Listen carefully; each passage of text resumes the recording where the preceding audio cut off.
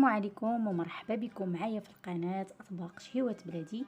كنتمنى تكونوا بخير وعلى خير وانتم كتشاهدوا لا فيديو ديال اليوم ويلقاكم في احسن الاحوال. اليوم ان شاء الله كيف ما كتلاحظوا غادي نوجد معكم كنافه بالكريمه والمكسرات اللي كتجي لذيذه في المذاق، وكنتمنى تنال الاعجاب ديالكم.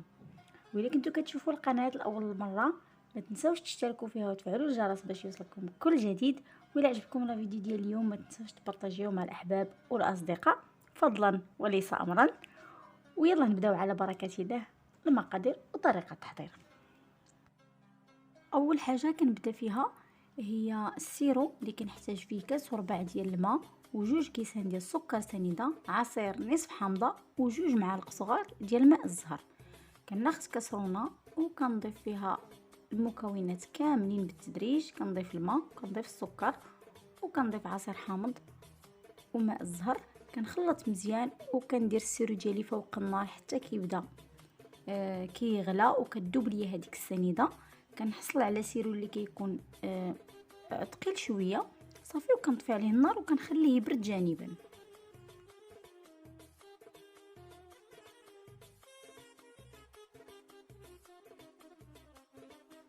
وفي هذه الاثناء كناخذ الكنافه. انا هنا عندي الكنافه ديجا كنت استعملتها وبقات ليا، كنت دايرها في المجمد. هذه رابعه ديال الكنافه. كنحلها بهذه الطريقه هذه كيف ما كتلاحظوا، كنبقى مستمره حتى كنحل هذوك الخيوط كاملين بهذه الطريقه هذه.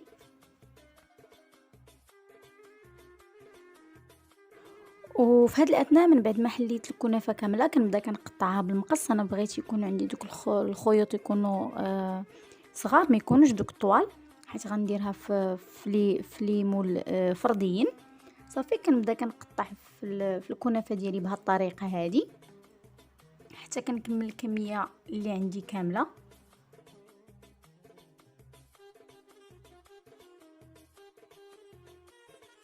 وفي هذا الاثناء ملي قطعت الكنافه ديالي غادي نسقيها بالزبده اللي انا ذوبتها مزيان حتى ولات ليا على شكل نوازات. غادي نبدا ندهن بها وندخلها مزيان في هذوك الخيوط ديال الكنافه حتى كنتلبس الزبده كلها في هذيك الكنافه.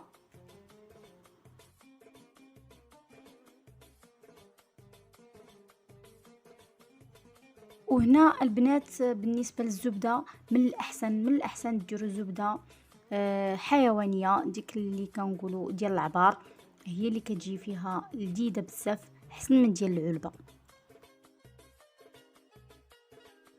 وفي هذه الاثناء غادي نبدا كنلبس الكنافه ديالي لهاد المول الصغار اللي على شكل مول العجيب. انا اختاريت نديرهم فرديين، يمكن لكم ديروها في مول كبير عائلي. صافي كنبدا كنلبس الكنافه ديالي لهداك المول. انا راه ما دهنتش لي مول، اكتفيت غير بالزبده اللي كاينه في الكنافه. كنبدا كنقادها من الجناب وكنضغط في هذوك الجنيبات باش ملي كطيب كتعطيني الشكل ديال المول خاويه من الوسط. صافي كنستمر هكا حتى كنلبس لي مول كاملين اللي عندي عاد كندخلها الفران كطيب.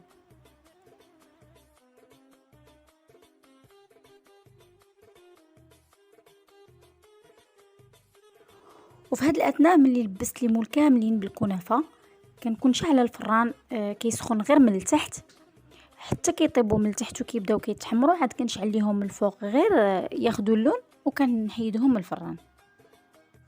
وها هي الكنافه ديالي ملي خرجتها من الفران طابت وتحمرات وكان اللون ديالها على هذا الشكل. وبالنسبه للسيرو اللي سبق لي وجدت راه برد تماما.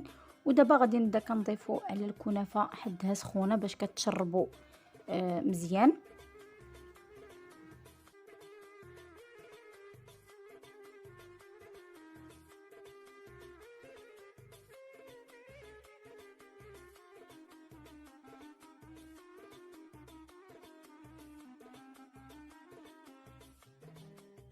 هنا البنات بالنسبه للسيرو كديروا معلقه كبيره وشويه لكل وحده فيها، كيكون كافي باش كتسقى مزيان وكتجي هي هذيك.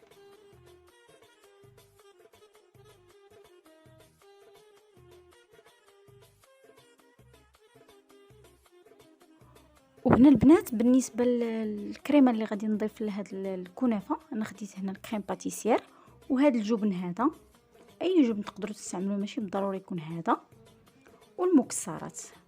بالنسبه هنا الكريم باتيسير البنات انا ديجا خدمتها معكم في هذوك المسمنات المعمرين بالكاوكاو. وغنضيف ليها هاد الجبن هذا اللي كيعطيها واحد المذاق اللي كيكون مغاير على الكريم باتيسير العاديه. كناخذ زليفه وكندير تقريبا 2 ولا 3 المعالق ديال الكريم باتيسير مع 2 معالق من هاد الجبن هذا، وكنخلطهم مزيان، كنديرهم في واحد البوش وكنبدا كنعمر الكنافه ديالي.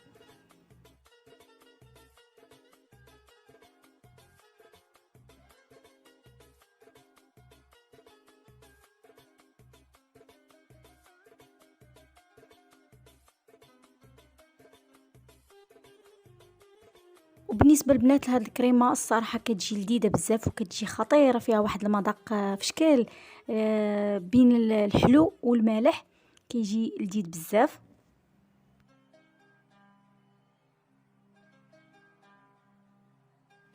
وفي هذا الاثناء كما لاحظتوا درت الكريمه ديالي في البوش، وغنبدا نعمر الوسط ديال هاد الكنافه هادي بهذه الطريقه هادي.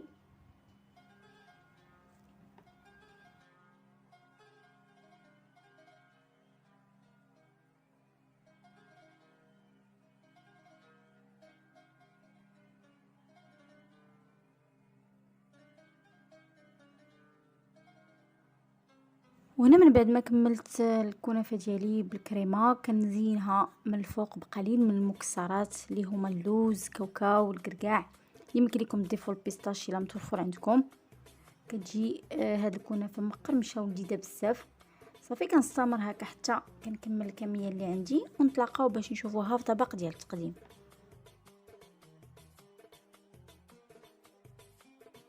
وهذا هو الشكل النهائي ديال الكنافه ديال اليوم.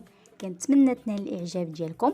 صراحه راه جات لذيذه وجات عاطيه المنظر زوين هكا، كتليق المناسبات اولا اعياد الميلاد، كتجي كتحليه اللي كتكون غزاله بزاف. وحتى الكريمه اللي درت ليها كتجي لذيذه. كنتمنى تنال الاعجاب ديالكم وتجربوها، علاش لا. وما تنسوناش بالتعاليق الزوينين كيف العاده. وحتى لهنا ما بقى لي الا نقول لكم السلام عليكم، الى فيديو قادم ان شاء الله.